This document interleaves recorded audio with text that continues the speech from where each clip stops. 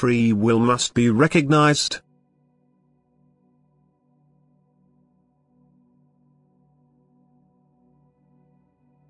You can only be given what you desire or are willing to accept when it is offered to you, because your free will is always taken into account, and a gift contrary to your desire would therefore impair this free will. And thus the effect of any spiritual gift is always dependent on your willingness to accept it. God in His infinite love is always willing to give, and His gift of love would truly suffice to lead people to perfection, so that everything fallen would already be completely redeemed. But this contradicts the law of divine order, it contradicts the principle of freedom, and thus also the plan of deification of what God has created. The blessedness of all created things consists in the perfection attained in freedom of will, and no matter how much free will is denied, it is the basic principle and also again the cause of the innumerable cases of human failure on earth. But it will eternally remain with the being which embodies itself on earth for the purpose of this deification. It will time and again be put to the test and have to decide for God, in that the human being freely desires divine gifts out of himself or is willing to accept them. Yet without these gifts he will never be able to reach perfection either.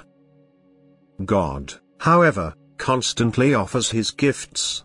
He does not force them upon a person, but He makes sure that they are brought to the person, that his will is stimulated to accept or reject them. And He will not cease to change the will despite frequent rejections, but He will not exert coercion. He respects free will, which is the sign of divine beings and which also once substantiated the apostasy from God, but which can just as well strive towards the highest height as it once strived towards the depth.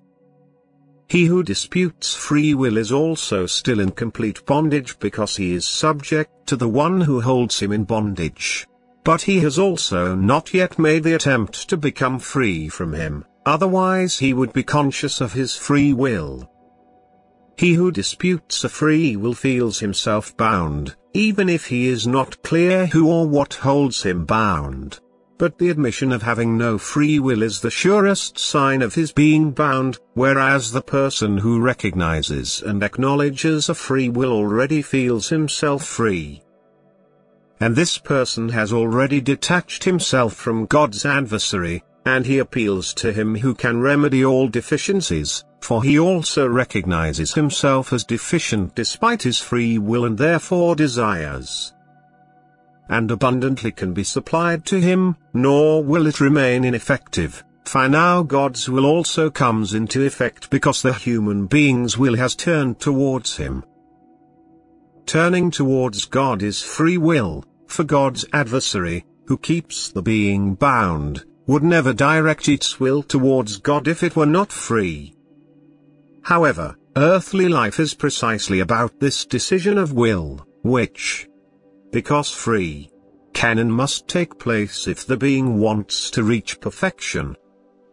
And an unfree will would let the whole earth life be purposeless, and no reason whatsoever would be found for the human being's earthly course as well as for the emergence of creation, which is to bring the bound spiritual to maturity so that it can regain free will again to reach the final goal as a human being.